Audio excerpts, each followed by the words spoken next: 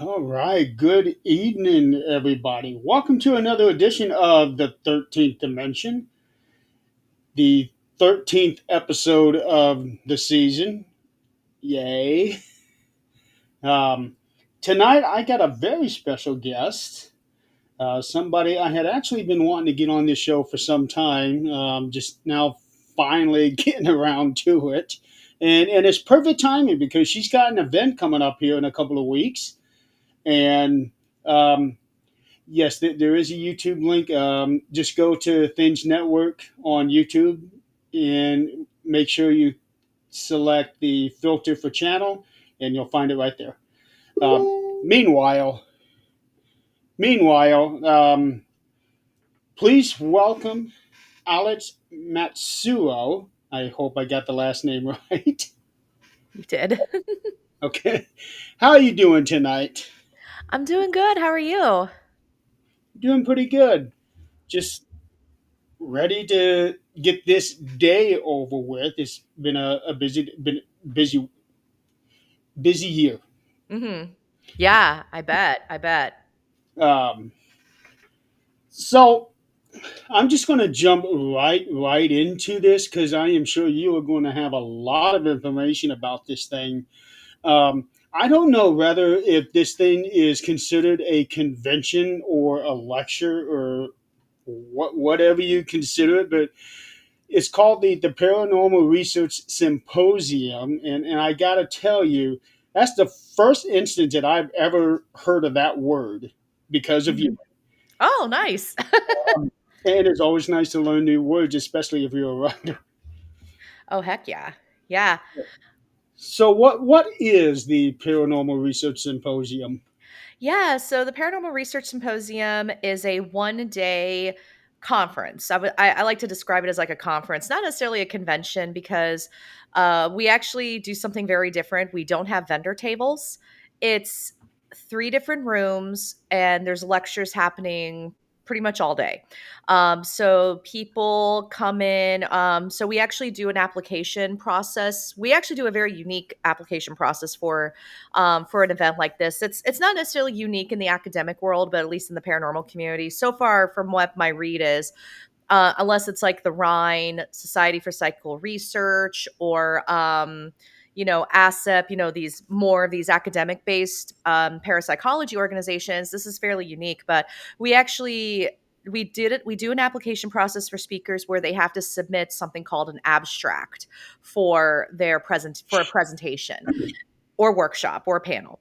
And what an abstract is, it's about a 200 to 300 word description of what their research is, what their area of study is, and what they would like to talk about.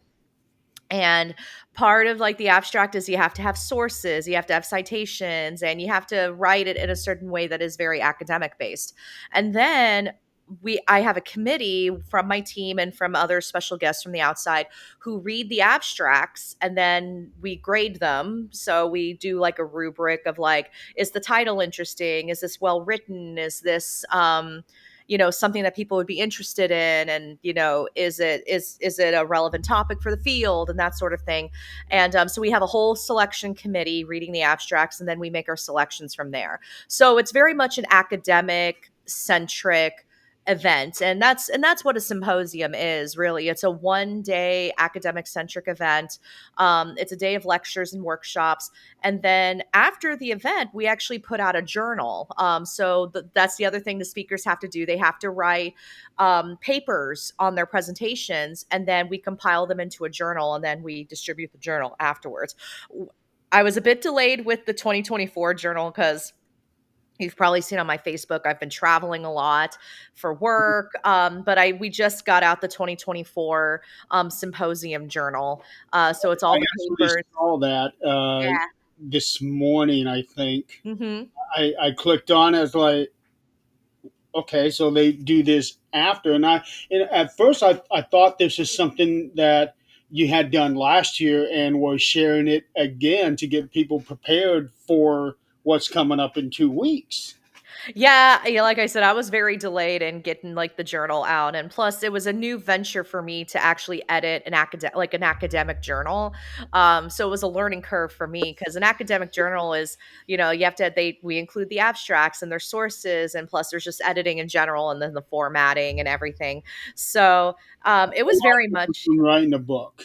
it's very similar to writing a book, and in this case, I did a presentation last year, so I had a paper, but overall I was doing like the editing and making sure all the formats were consistent, and everything. But yeah, so I mean the timing is serendipitous too, because now it's like, oh, if you weren't able to attend last year's symposium, you can read the papers, or if you did attend last year's symposium and you want to revisit the presentations and the lectures you attended, or catch up on the other areas of programming you may have missed, because all of these things are happening simultaneously, then you can read the papers and learn more. So it's very much a learning type of event. We expect people to not necessarily debate, but to rate people. We want audience members to raise their hand, to share their thoughts on what the presentations were about, and just have that dialogue. And because we don't do the vendor table, it gives people a chance to really just focus on the learning. And we omitted vendor tables for intentionally because we want our speakers to go to each other's presentations, and we want people to go to as many sessions as possible, so that they're not excuse me, so that they're not just attending a bunch of like, or they're just hanging out in a vendor hall all day. So that is something that is unique to our event. Now, is last year the first time you've done this, or have you been doing this for a while? So last year was the first. So this is going to be our second this year. The first one actually was pretty well received by attendees and speakers. I mean, I've been on the planning committee for several conventions over the past decade, so I kind of took everything that I had learned from event planning and convention planning and put it all into the symposium. Um, so That's every year I'm learning very something new easy about to that. do. Hmm? That's very easy to do because I'm like you. I'm a part of a committee for another convention here in Indiana that I've been a part of for this will be our seventh year now. Nice. So it's a lot of fun. Um, what prompted this? That's a good question. So I've been in the circuit, paranormal circuit, convention circuit for a while. And it's nothing against these events that are currently going on where there's like a vendor hall and a lecture room. It's awesome. But I wanted a bit more opportunities to learn, and either A, I was stuck behind a table, like usually my own table, um, or it was sessions where it was like a celebrity coming on, sitting in a backwards chair and talking about it behind the scenes of a TV show, which there's value in that, but I was also like, I kind of need something a little bit more. And because I have been traveling to London so much because of work, um, London is where the Society for Psychical Research is located. And SPR, they do 1 day events at their office where it's a day of lectures and presentations, and then they end the day with a panel.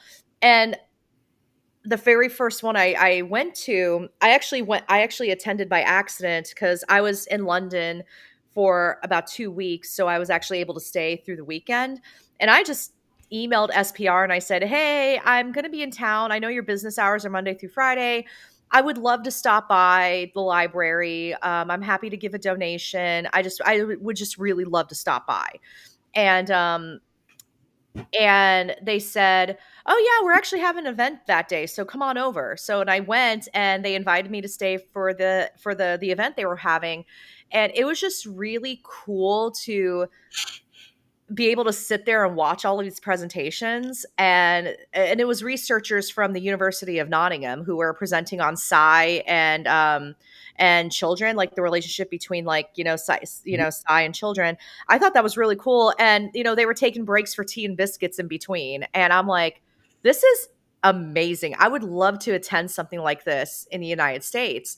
And we did have the American Society for Psychical Research for a bit, but they haven't been active for years. um and it's like, and I know like other organizations like the Ryan and ASIP do online stuff, which is awesome, but I really, really loved that in-person experience. And I'm like, I think I would love to bring something like this to the States. And it started with a Facebook post. I was like, hey, what would happen if I rented a conference room for the day, ordered some pizza, and all these, and all these people that are doing research, why don't we just all come together in a room and just share each other's thoughts and research? And I got a response. I got an overwhelming response to it, which told me like this is something that the community has been wanting to. And then when we opened it up to abstract submissions, I thought we were only going to get enough for like a day, like a day's programming, but we ended up getting like 20, 30 submissions, and I'm like, Oh wow. we have something bigger here. And reading all of the abstracts, it just made me realize like how much the community overall is missing out when it comes to like insights and theories and methodologies. But these were written by people who, they haven't been on TV, they're not celebrities, they're researchers, but they're not getting enough to me they're not getting enough exposure. So then I'm like, okay, what can I do to expand this without going broke? Because you've run events. I mean, renting facilities is very expensive. So luckily, Ghostly Images of Gettysburg contacted me and they said, we would love to support you in this however we can. So we chose Gettysburg as the location. And Ghost City Tours in Gettysburg also contacted me and said, we would love to donate our space. And Ghostly Images also donated the orphanage space. So I'm like, okay, so I got my conference room, my hotel conference room, but then I have two more rooms. So we made the decision in order to try to fit as many speakers as possible, we did 3 rooms running simultaneously. Oh wow. Yeah.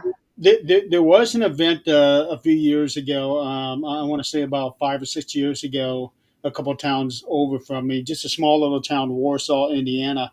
They had an event, and what they did to raise money was that they applied at the city for a Oh. grant, and surprisingly, they got the grant, Oh, wow. and that Well, was how they was able to do the event. And the star of the show was Grant Wilson. Um, nice. Uh, but, Nice. but yeah, they had a very. I didn't go. I had to work that day, so I Mhm. wasn't able to. I would have loved to have gone because the location that they had it in is the old Costa jail, uh, Mhm. Oh, nice. which is. I don't know if you have heard of it, but it's pretty popular amongst us Hoosiers, and Nice. it's a nice place. I've investigated there myself once, seen some things, and so it was a nice location for them to be able to have an event like that. Um, That's so, really so cool. I find it kind of surprising that a city will actually give somebody a grant to have a paranormal event, convention, Yeah, otherwise. absolutely. Yeah, no, that's something to consider too. I was pleasantly surprised last year when we had people wanting to sponsor, like Lauren Hellickson sponsored, Gold Dust Publishing sponsored last year. I obviously sponsored. We didn't make any money last year, but any plans for any profits that were made, it was going to go back into my team, the Association of Paranormal Study. And this is Gouda, by the way, if he pokes his head in again. I've Um, been seeing them in the corner. yeah, he's just chilling out. Yeah. But yeah, so that's the plan because my team is very much like a research-based organization. We don't really go out and investigate. It's like, hey, how can we support you in your study of the paranormal or parapsychology? So that includes like access to ancestry.com, newspapers.com, and like helping pay for like insurance, if you do go on an investigation, you want to get insurance in case like you have to cancel, that kind of thing. So it's like, how can we support researchers and whatnot.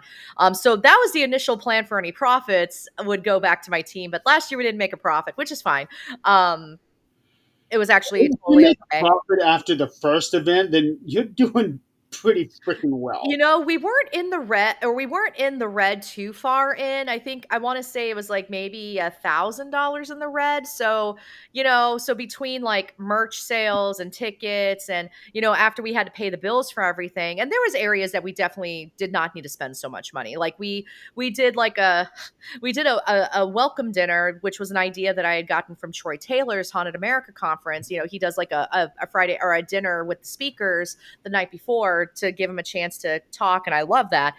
Last year we were like, oh, let's do it at a restaurant, and it was like buffet style, a little fancy.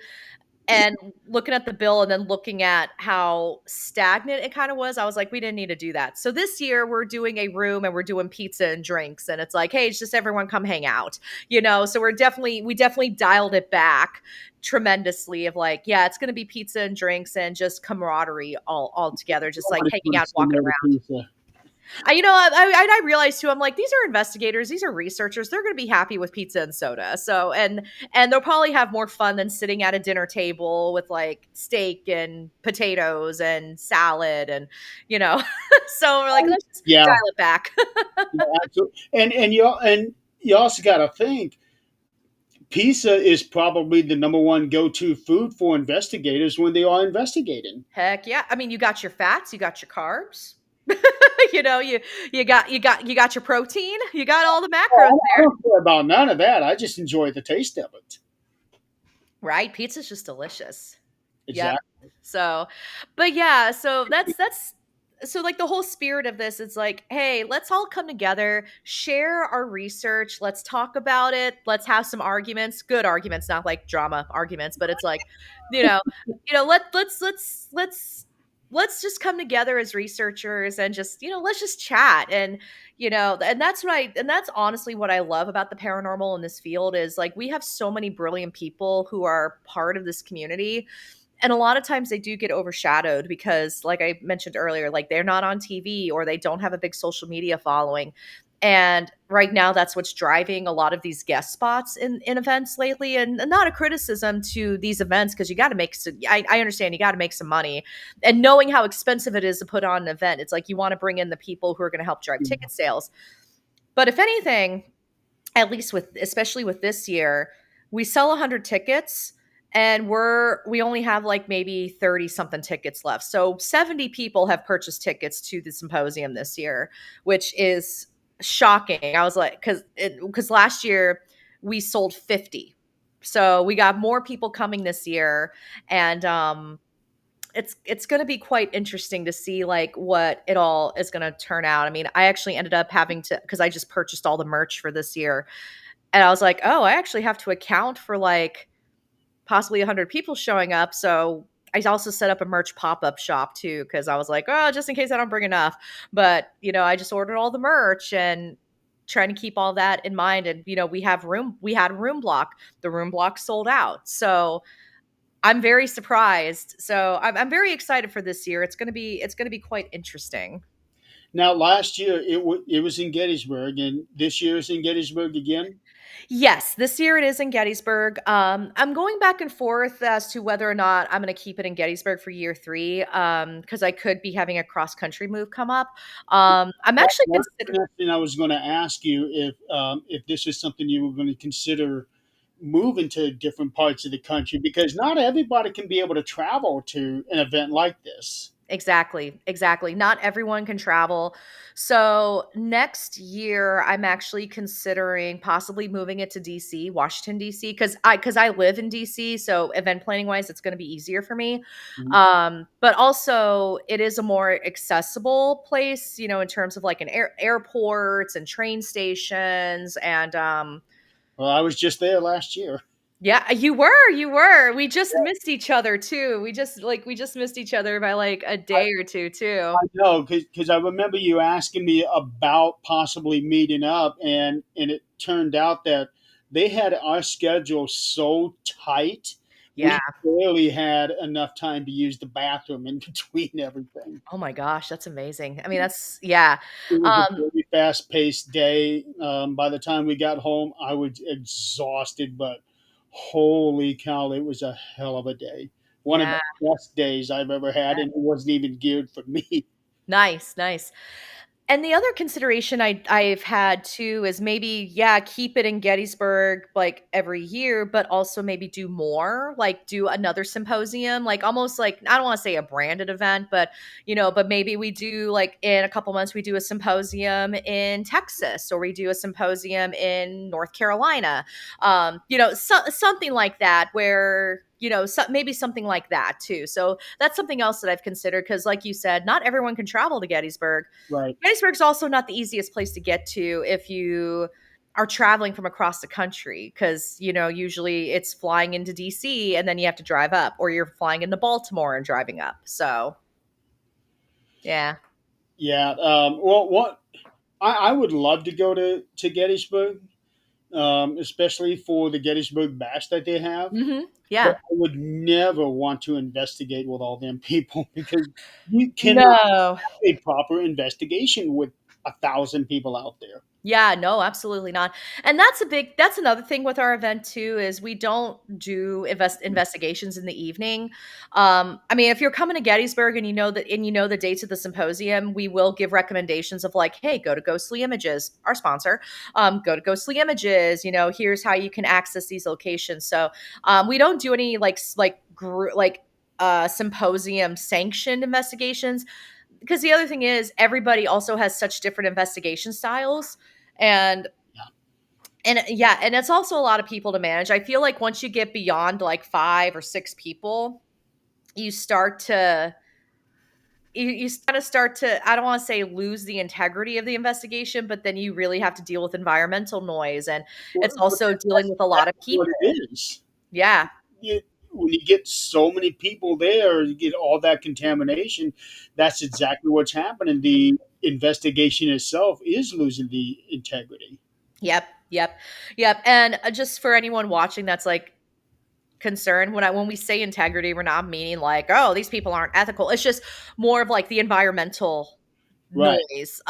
There's contamination. You got people talking, and you have cars driving by, and you have different investigation styles, and you have, so it's just especially if you're, depending on how you're approaching the investigation, it's like it could be compromised when you have two.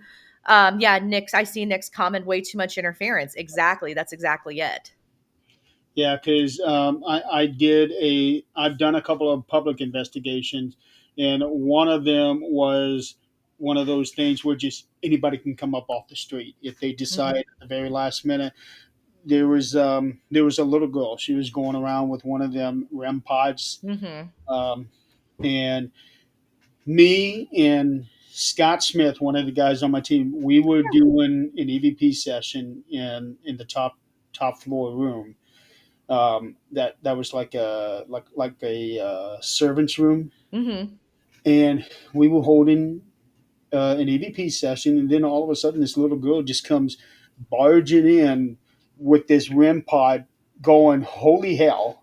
Oh no. And it was like that the whole time she was in there with us for maybe 5 minutes, and I had a migraine from that for the rest of the night. Wow. So after that, I will never do another public investigation because it's not worth it. It's not. I mean, it's a great introduction for people who are new to it and kind of getting the vibe of what an investigation could be like. Yeah. But yeah, and I've gotten a bit burnt out on like the whole ghost hunting thing anyway. I don't know what's happened to me in the past couple years, but I've really become that person where if I go to a haunted location to investigate, I'm actually just kind of sitting my butt down for the evening in like one place and just kind of just taking in the environment. I'm not doing like the active like, oh, who's here with us tonight? I'm not really doing that anymore. I'm just kind of sitting back and just letting the space talk to me. But yeah, but with like, I don't know. I think I've just gotten a little burnt out on like the ghost hunting culture a bit. Yep. Um, yeah. That's how it's been for me too. I have done, I think, 8 investigations in the last 2 years. Oh yeah. Um, but other circumstances behind that we won't get into.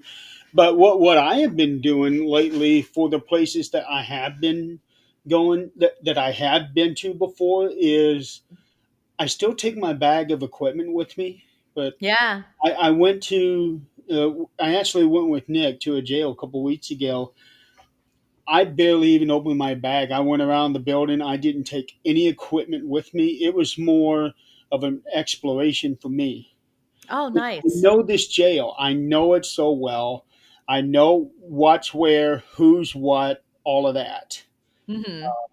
But in the same token, I probably spent more time outside talking to the lady that runs the building because I enjoy her stories. But at the Yeah. same time, it was so hot in that building. Um, Yeah. I bet. yeah. Um, I bet.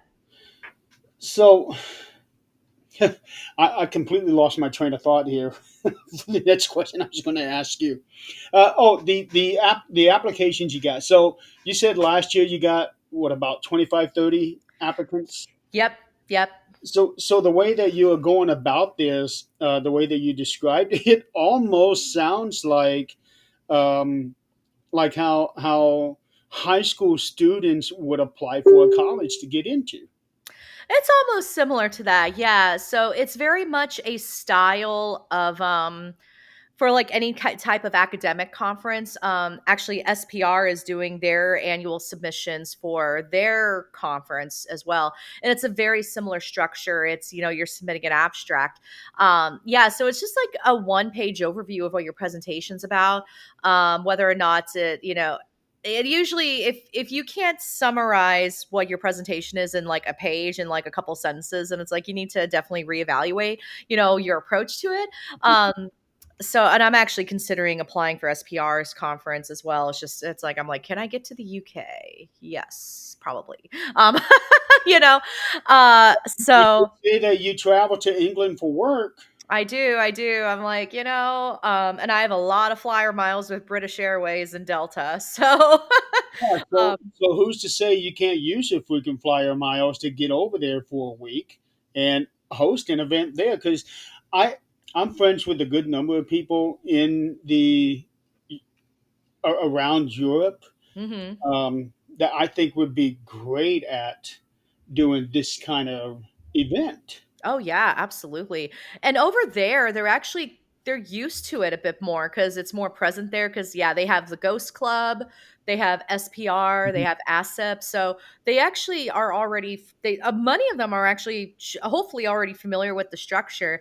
And I mean, I'm just going to be very honest. I'm not going to say that I'm the originator of the symposium or the format. I mean, that's 100% was I pulled that from the UK. I got that from SPR. So I will always like give credit for that. Well, all things considered, there's rarely ever anything anymore that's an original idea. Yeah, exactly. There was there have been some people who have said like some like especially as symposiums have started. I've noticed symposiums have started to pick up here in North America, which is amazing. I'm like, that's awesome. But I remembered like there was somebody, I forgot who it was like, oh, the a learning based symposium is like my idea. And I was like, no, actually this is like a known thing. Like the symposiums have been happening for years. Um and but also I'm also like, why do you want to gatekeep something like that? Why do you want to lay claim to it when one, we know that this is something the field needs. Like the field has spoken, they want more learning based events or academic We based events. did. Like if people want to do their own, please go do them. Like do your own symposium. Like call it something different, call it a symposium. Please go out and do symposiums. So when I see symposiums popping up now, like in the past like year or two, I'm so excited for that. I'm like, yes, like it's gonna send the field in the right direction. So I'm always really excited when I see other symposiums pop up.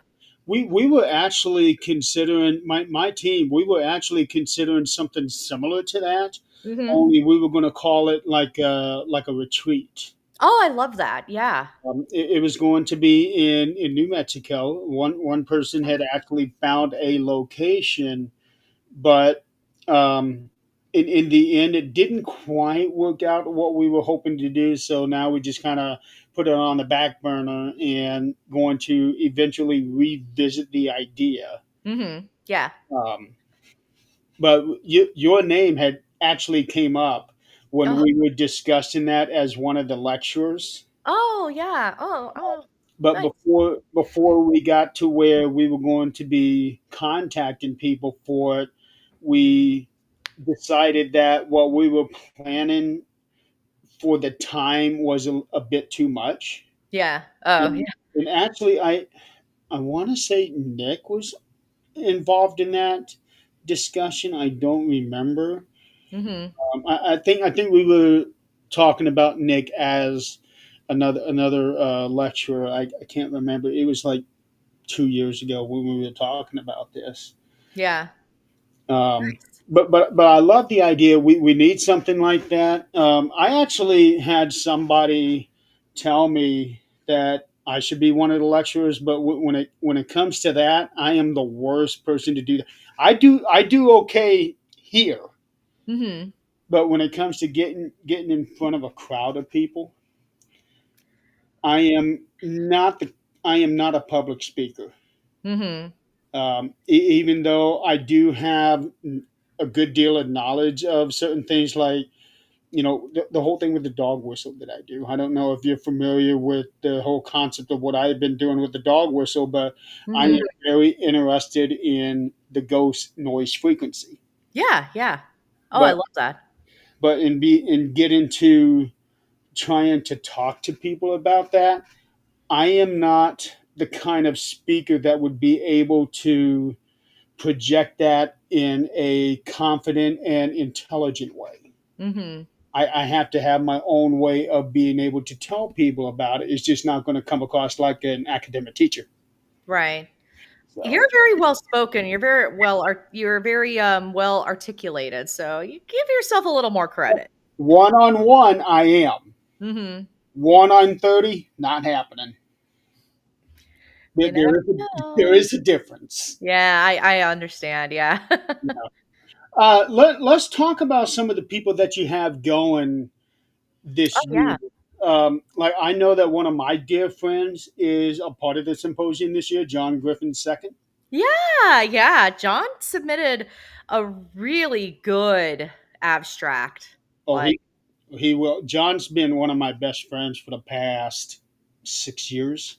oh wow. We've worked together. In fact, he was one of the first ones to do experiments for me with the dog whistle, Oh because I nice. knew what his team does. They do data collecting and all that stuff, and the way that he presents everything is completely different from the rest of the Mhm. field. And Yeah. I've never seen anybody else do what he does. Yeah. Oh yeah. So I saw that he's going to be a part of this symposium, which that is awesome. Yeah. So Yeah.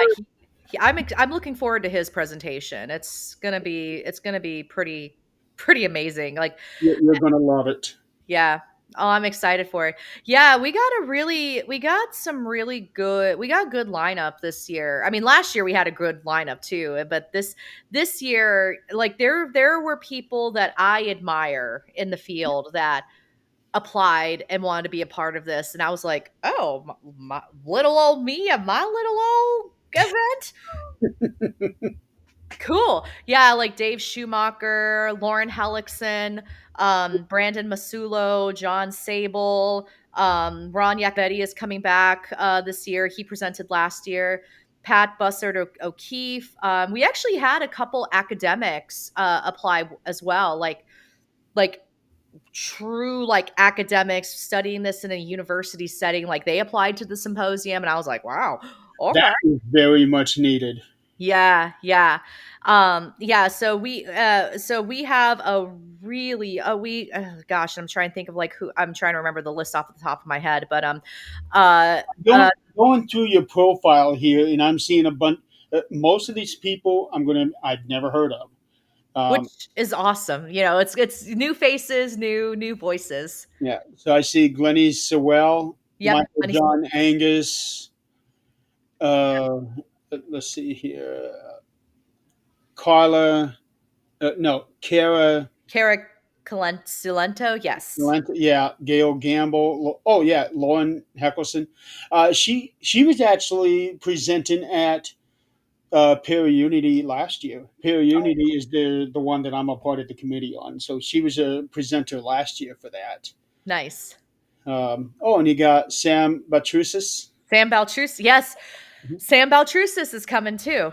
Yeah, so he's one of the bigger names in the paranormal field from Yes. my perspective. And believe it or not, Sam volunteered last year to help just to help out with the event, Nice. which was really like I was so honored for that because you're like you said, he's a bigger name in the field, and I was like, wait, you want to come like volunteer and help out, like just to chill? And really? Okay, cool. I was like, okay, let's come on over. And yeah, so when he decided to apply this year, I was really excited, and and his once and like I mean I said this with everyone who got accepted. Their abstracts were great. Lauren Hellickson, I will brag about this one. She got a perfect score on her abstract. Perfect score. Like Okay, so I got to ask you, how do you grade these abstracts? yeah, that's a great question. I'll actually pull up the rubric on my phone because that's like so pretty much there's I want to say 5 6 different areas that we're looking at. Um Let's see. So, and we made the rubric available to everyone to see so that everybody had the same advantage and the same access to the information. So we're looking at the title. Is the title like does it describe the ideas presented? Does it pique people's interest? We also look at the description of the presentation or the workshop. Do we understand what it's about? Um, and then the mechanics, like, is the abstract clear, is it succinct, length, is it 250 to 300 words? We did get some people who did submit abstracts that were only like 100 words, and we're like, yeah. But I usually replied to those abstracts, and I said, hey, this is the parameters we're looking for. So I always gave people another chance. And I even offered, like, because we have a committee, I even offered to people, I'm like, if you want me to look at your abstract, I'm more than happy to do that. Because I want to give everyone the same opportunities and the same advantages. So I did actually review a lot of abstracts before they were submitted to the committee. And I do that under the pretense of this doesn't guarantee you're going to get in. Again, there's a committee, so it's not my decision. It's like a group of 5 people who are or 5 or 6 people who are looking at this. We also look at the references. Did you include references? Because with an academic based group, an event, yes, while this is all like not it's pseudo I mean, I don't like to call it a pseudoscience, but it's not like we can go look at a scientific study of what makes up a ghost, you know what I mean? But it's like, but have other people done research on the topic that you're working on, and are they credible? And it's not like tinfoil hat society. But also the level of material, is it appropriate for the audience? Is the topic timely? We've had like, for an example, if someone were to submit an abstract of like why Ghost Adventures is the best TV show out there, we might be like, hey, now granted, if the abstract was solid and that was like, okay, they make a good case, then yeah, maybe we would let them in because I'm like, I would actually watch that presentation because I'd be intrigued. But or If they were going off of like the first 2 or 3 seasons of Ghost Adventures, I yes. might buy into that. But beyond that, Yeah. absolutely. Or if it was something like, and nobody submitted an abstract on this, so I'll just say this one, but it's like how to use an EMF meter. And that's not really quite what the event is about. It's now if it's like how using an EMF meter can enhance your investigations, or how I use an EMF meter to debunk a haunting, then it's like, okay, well, let's take a look at that. So, because there was a couple of abstracts where it's like they kind of started with a very basic idea that wasn't necessarily like, at least with the group, like intriguing or new, but it's like, hey, tell me a little bit more what you did with that piece of equipment, or tell me more about like what you're thinking about with your idea. And there was a couple of abstracts that I did help shape. It's like, hey, actually you should go with this angle of like, this is how you can think outside the box with like your research and your presentation. So it's very much like not a behind the scenes of this TV show, or you know, like Lauren Hellickson's presentation is all about the KSC method. So it's like a new method that she came up with investigating, or and in her research, and when she how she's building tech and whatnot. It's like that's a great presentation topic right there. John's is all about Project Apparition. So it's like that's an intriguing topic. And then we have another presentation on I actually religious have a very experiences and small part paranormal in that. experiences. Hmm? I actually have a very small part in that apparition hall. Yeah. Oh, that's awesome. It, Yeah. it's not going to be one that you would expect, but once you see it or hear it, then you'll know exactly why I was a part of that. Nice. Well, I look forward to seeing that.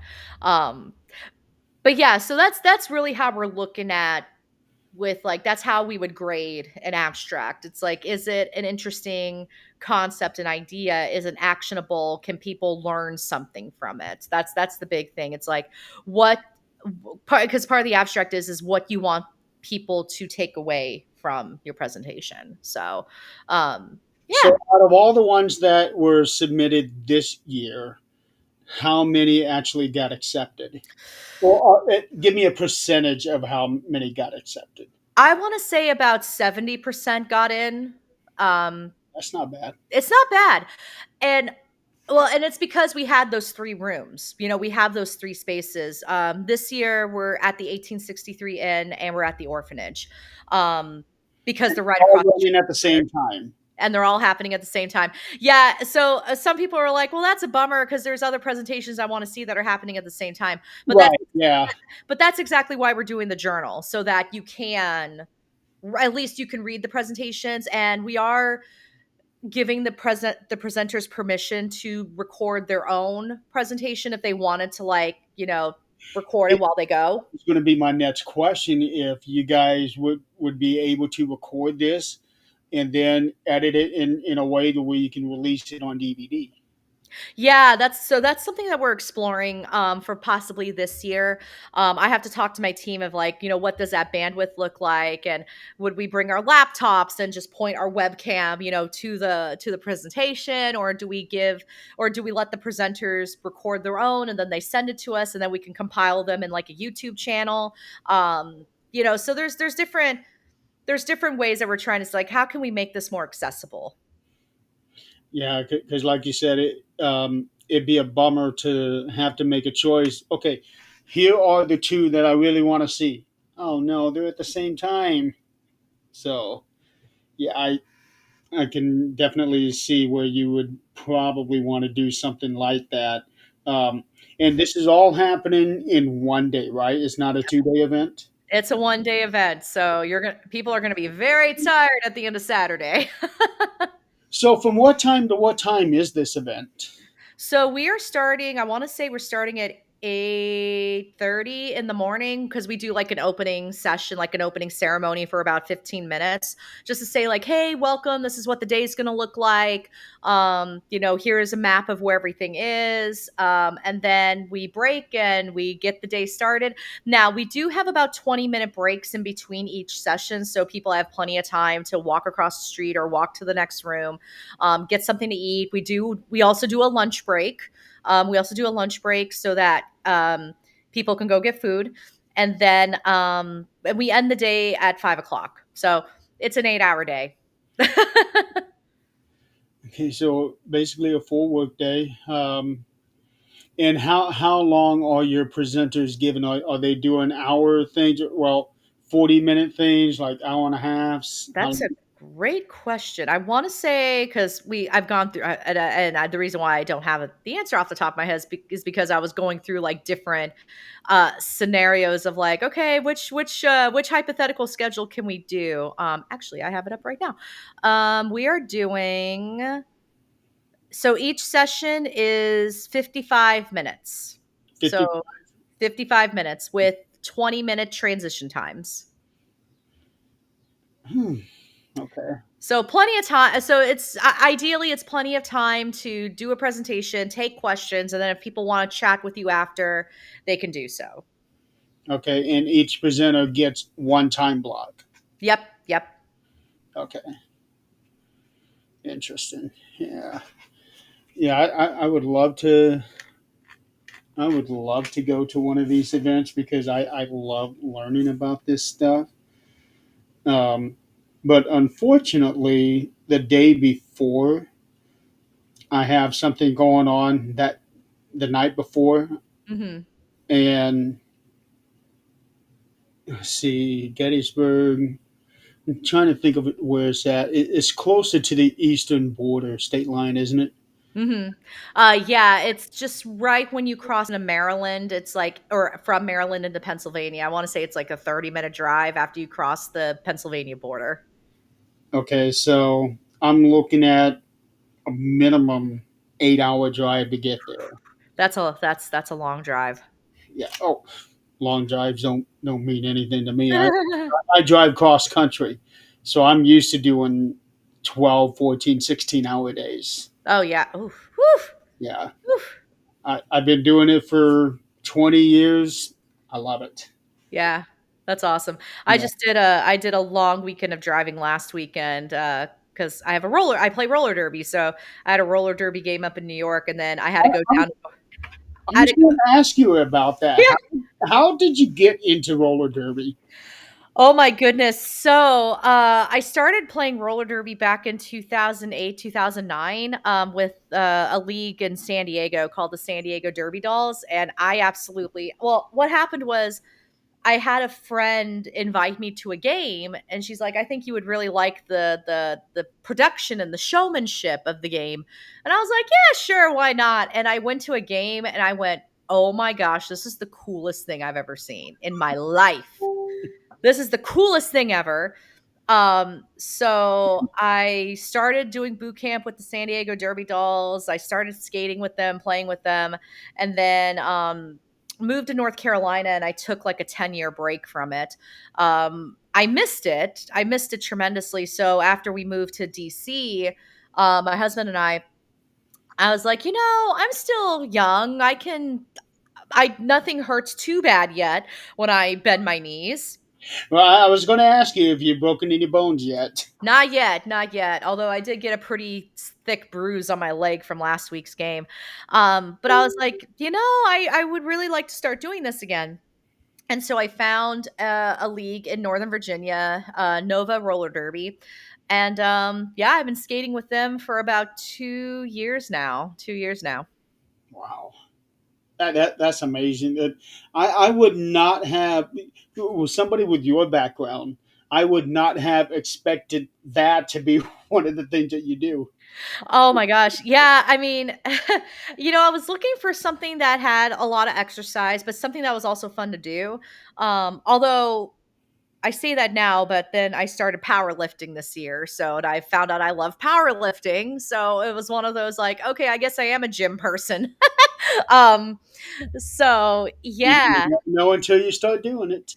Well, exactly. And actually what's funny is I started going to the gym because of roller derby cuz I'm like, I'm in my late 30s and a lot of my teammates are in their 20s and early 30s and I was like, I should probably start doing some other exercise just to keep my I didn't want to play to get fit. I wanted to get fit to play.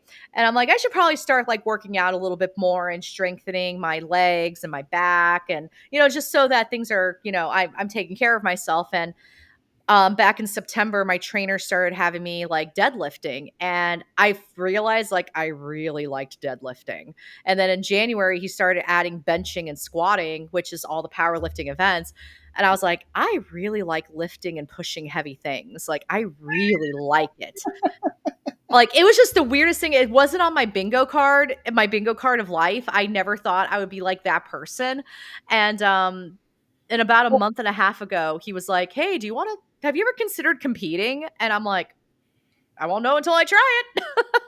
Well, with doing the deadlifting and all of that stuff, and I would imagine that roller derby does too, but that is a lot of wear and tear on your calves and your quads. It is. It actually is. Well, and the funny thing is, I used to be a figure skater. Like when I was a kid, I figure skated like competitively. Like went to Lake Placid to train. Like I was like Olympic dreams, that type of thing. And I did that until I was about 14. And then I also was a dancer.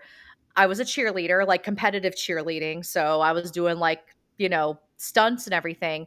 So I've always had really strong legs. So it just seemed to fit really well. And that's actually why I'm able to deadlift and squat as well as I can. because even my friends who are because I dated a power lifter very briefly, um and I have a couple friends who power lift, and I showed them my videos, and they're like, "You have really good form. Like you're kind of a natural at this." So I'm like, "Oh, okay." So, um, There you yeah, go. there you go, there you go. They would know. Well, yeah, and I even told like my ex, I was like, "Hey," because he and I we're still friends. We parted very amicably, and so we still talk. And I would send him videos, and I'm like, "Be honest with me, please don't BS me. What do you think?" And he was like, "You're really good at this." And I'm like, "Really?" I'm like, "I'm not lifting that heavy," but he's like, "But your form, people would kill to have your form." And I'm like, "Oh, okay." So That's one thing that I've heard more than anything else. No matter what it is, that the form is the most important thing. It's not how fast you're doing it or how heavy yeah. the stuff that you're lifting. It's the form that's the Yep. most important thing. Because if you lose the form, then you're not really doing anything. Exactly. Yeah, and that's something because the big thing now that my trainer and I are going down this road to competing is really making sure that my form is there. And one of the things that he likes to do, I hate it, but it's good for me, is he will have me like with deadlifting, he had me do 5 sets of 20 deadlifts at a lighter weight, but to really fix my form and get the form like drilled into my head. By the time I was hitting 80 reps, I was like, I hate this. Uh, I hate this. But it really cleaned up my form. So now, and when it you built the say, endurance. when you say lighter weight, how much are you talking about? Uh 135, 135 pounds. It's a that's a good amount. I'm right now my PR, my personal record deadlifting wise is about 225. Shit. I know. I joke with and I can rack pull about 275. And I now joke with my husband that I can now lift him into the trunk if I ever needed to. Now, speaking of your husband, how is he doing? He's doing much better. He's doing much better. For people who don't know, he had fairly massive surgery on July 1st. Um, he's doing much better now. Thank you for asking. He's actually going to be going back to work in about a week or two, so we'll see how that goes. And that first day is going to be the hardest.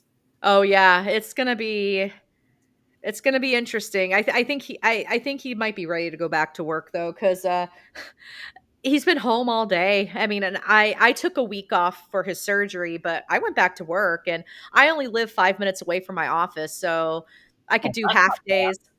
Oh yeah, no, I did that on purpose because people probably heard by now a couple times. I live in the DC area. mhm. What is DC best known for? Besides, politics is traffic. And I was like, and toll roads. And I'm like, I really don't want to do like a 30, 45 minute commute every day. So, and plus with the money I would save between gas and toll roads, because tolls can be very expensive depending what time of day that you're traveling. I was like, it evens out rent wise because it is a more expensive place to live in, but I'm like, it evens out. Well, when I was there last year, I didn't have to drive through it. We took one of those tour buses. Oh, nice. Oh, yeah. And holy cow! I thought our driver was going to be running into people or people running into him. He was cutting people off left and right, but he kind of had to. Yeah, Uh, you have to. yeah, because there were four tour buses, Okay. and everybody honking horns. Yeah, that I was so glad to not have to be the one behind the wheel. Yeah. DC driving is a whole other like level of driving. Usually my husband grew up in like, the south of the country. Hasn't I mean he's much better now at city driving, but even today, like if we were to go into DC like and we drove and not took the metro, he'd be like, "You're driving." And there have been times I've driven in DC and like our exit is like we just got on the road and the exit's like on the other side, but there's like traffic going in everywhere. I'm like, honey, you need to close your eyes because I'm about to do things that are very scary to get to that lane. I'm just like, close your eyes, baby. So Washington D.C. was basically a rude awakening for him. Oh yeah. Oh yeah. I Wow. mean, he can't he does drive into DC by himself now when he knows where he's going, but if we're going anywhere like depending on the neighborhood, it's like, yeah, no, I'm going to drive. It's cuz I mean, I grew up in San Diego. I grew up in a city, Oh, Southern California driving. I lived in oh, LA you're very more than briefly. familiar with it. Oh yeah, city yeah, so city driving I'm very familiar with, and actually a lot of my old LA driving habits came back in DC. I was like, "Oh, I yeah, we're good." And we're not going to say that's a good thing now. I know it's not good, drive safe, but DC is a whole other level of driving cuz yeah. The absolute worst place that I have driven through is New York City on Long Island. Oh, No, yeah. I'm sorry, Manhattan Island. The Oh, absolute worst place I've ever driven. I actually seen the guy in front of me get cut off by two people at the same time from either side and almost crash in each. oh my gosh. Oof. Yeah, uh, Woo. New York City is the worst place I have ever been to, and I've driven everywhere: Chicago, Atlanta, Dallas. Mhm. New York City takes the cake. Yeah, I do agree with that one. I don't like driving in New York City. Now, sometimes if I'm going to certain events like in Connecticut or Massachusetts and I choose to drive and I have to go by New York City, whew, it's if I can go out and around, I'll take that extra 45 minutes if it just means that I don't have to drive across the bridge. I hate driving across the bridge because it moves and I'm like, the Hudson River's right under me. Oh, I've never If felt anything that before. if anything happened, I'm done. I'm cooked. I'm done. Um, Before we wrap up, I do want to touch up on your books. Yeah. Oh, yeah, yeah, yeah. Do you? I know that you have just released. I think it was a year ago, the Women in the Paranormal, and Yeah. you had talked about doing a volume two. Yes, volume 2. That book has become my problem child. I had a goal of getting it out by the fall, like next month, but I'm like, that's not happening. Yeah, so Women of the Paranormal, volume 1 came out about last year, year and a half ago. And really that book just came from wanting to spotlight women in the field and part of the I guess requirements to be in the book is that woman has had to have passed away, mostly because it's like their story has already been told, um so I was like, yeah, let's do that. So I've been working on volume 2 for quite a long time, like almost a year, like about a year now. But I have to give myself some grace cuz volume 1 took about 4 years to write. So I'm Oh, like the fact that I'm trying to push out volume 2 in a year in less than 3 years, I'm like I need to ease up on the pressure on myself. Um but yeah, so volume 2 is going to feature it's gonna be featuring a lot more witches this time around, like, witches in history, which mhm. wasn't intentional at first, but I kinda let the book speak for itself as I'm writing it, but I have a lot of parapsychologists too, so it's like this weird, like, balance between, like, science and witchcraft, which I'm like, I'm actually okay with that. I'm okay with that. Um, but yeah, I'm hoping to get that out at least by the end of the year. If not, it will definitely be early 2026, maybe for Women's History Month 2026. I'm actually possibly thinking about that That instead. would actually be a more appropriate time for that to come out. Yeah, and also it gives me another August, September, October, November, December, January, February, March. Gives me another 7 months to clean up the book. so, um, so I think that would be a really good time to probably put out volume 2. So for volume two, now I don't know the when or if they even still admit women into the Ghost Club over in England. They do. I'm actually a member of the Ghost Club. Oh, there you go. So, So I know with the Ghost Club being the oldest um, organization in the world, are you featuring anybody from that club in the book? I've been actually been trying to find female members who have passed who were members of the Ghost Club because I have SPR pretty well covered. I covered Eleanor Sidgwick in Volume One, and she was one of the co-founders of SPR. ASIP, I think I might have a few members of ASIP involved too, but yeah, and that's actually part of the reason why Women of the Paranormal took Volume One took so long to write, is because it's just doing all the research and finding these women. And sometimes it requires looking through some really extensive historical records of like and Ghost Club, ASIP, SPR, and other organizations were really wonderful with their data keeping, their data logging. But it requires reading all of the journals and reading all of the case studies. And I'm like, I need to find a woman. I need to find a woman. I need a female name. It's like, I'm reading, and I'm like, okay. Um, Well, that's another thing that's kind of tricky because a female may not necessarily have a female name. No, and the other thing that, yeah, and and I'm glad you brought that up, because a lot of times it may not be a female name, but sometimes I might get a Mrs. Frank Podmore.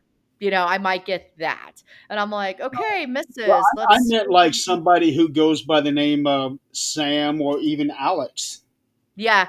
Oh, yeah, yeah, and that makes it tricky too. So, and sometimes it requires me to do some more work of like, okay, well, let's see where this brings me. So yeah, like Sam, Alex is another one. There's a lot of women even back in the Victorian times, especially, who may have gone by gender neutral names. So yeah. Adrian Clayton here said she's one of the folks on my. She's actually one of my Thursday night Supernatural Talk hosts. Oh, nice. Yeah, She Adrian's awesome. also runs the Colorado chapter of things. She wants to see a connection between the science and the witchcraft. So Adrian, when her second Women of the Paranormal book comes out, I think that's going to be the one that you're going to want to see, get, and read. Yeah. Oh yeah, absolutely. Yeah, there's a lot of people excited for volume two, so I'm like, all right, I gotta do it, because I already have a book cover. I have a book cover, like it's all there, like everything's there. I just gotta finish writing it and edit and get it to my editor too. So Yeah, good well, times. at least you got an editor. I'm still trying to find an agent. That's the hardest thing in the world. That's partially why I self-publish these days, because the mechanics behind like the publishing industry, because I've been traditionally published a couple times. The mechanics and the politics of traditional publishing is just very yeah. It's exhausting. It is a um, okay. I'm going to circle back to the symposium, and then we'll wrap up. So for symposium number 3, assuming that it is going to be in Gettysburg next year, Mhm. when do you anticipate on opening up applications for next year? More than likely, we're looking at November. Okay. We want to. I would like to open it up in November before Thanksgiving, and submissions would be due around March. So it gives people about 4 months to write something, and yeah. Yeah, it shouldn't take 4 months to write 300 words. It shouldn't, but some people do like want to do research, and that takes time too, which I can appreciate. But yeah, we'll see. We'll see how it goes. Yeah, we did get a couple of people, and I'll throw shade at this, but people who have been on TV a couple times who wanted to bypass the abstract process, and I'm like, no, you got to do an abstract. And so I may or may not have turned off some more famous names because of that.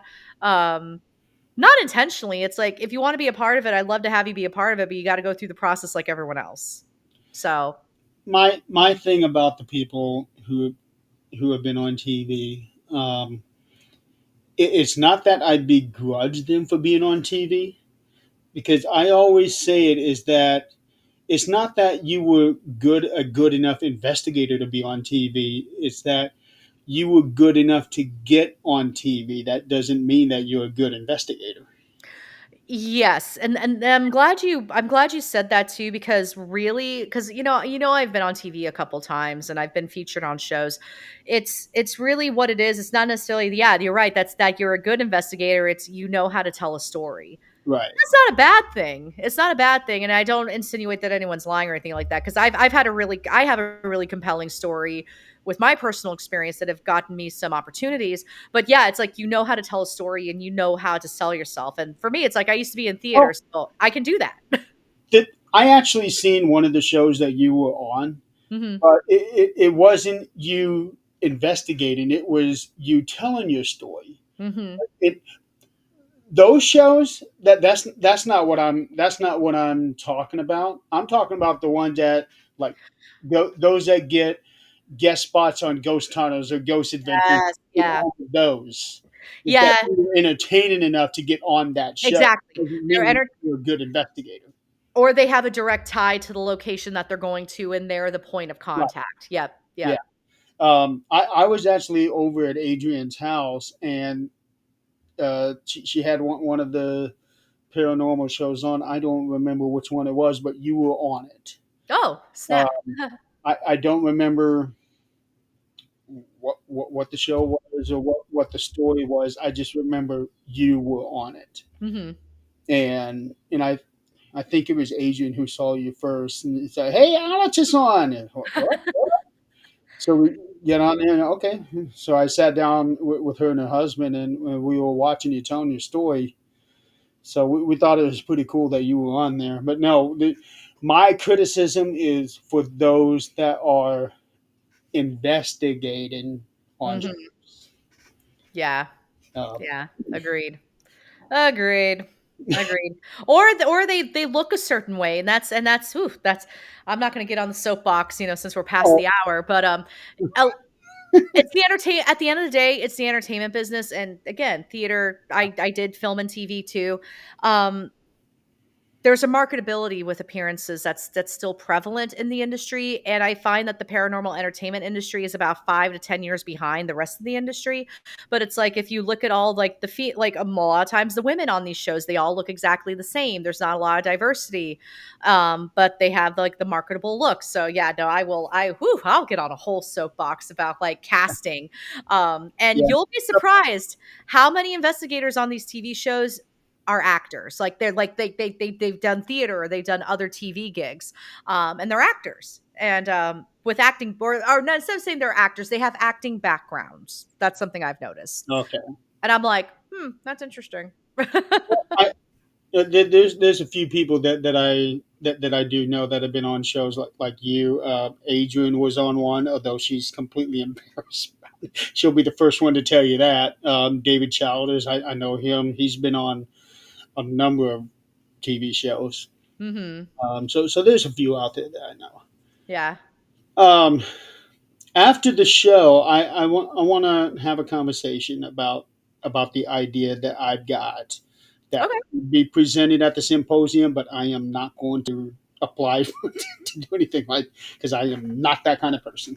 Hmm. Uh, otherwise, Alex, thank you so much for being on the show. It has Yeah. been a pleasure having you on here and learning about this symposium of yours. Yeah. No, thanks for having me on and letting me talk about things spooky stuff that I love. So yeah, thank you for having me. Yeah, well, you definitely have plenty of stories, so I will try to get you on next season, so that we can dive into some of those. Oh yeah, I would love that. I love that. All right, everybody out there in the audience, thank you so much for playing along with us. It's been a fun show. Next week on the 13th Dimension, tentatively, Carl Albertson. He is Things of Missouri, also runs Bill of Rights Network, so he does the Paranormal Nation radio show on Tuesdays. We're planning on having him on this show next week. He's actually going to be talking about his wood lasering business, which is really cool. He has shown me a lot of his stuff. Nice. Um, so the plan is he's going to be on next week. He was going to be on last week, and then something happened. He had an event because he's got a food truck, a food school bus, I should say. Oh, I love that. Yeah, he's showing me pictures. It is really, really cool. He completely changed it. Um, so the plan is he'll be on next week, and then of course Supernatural Talk, where we'll be talking about all current things, um, and then diving off the deep end like we usually do. Meanwhile, again, Alex, thank you so much for being on the show, and we will see you all guys next week. Have a good night and have a good and safe weekend.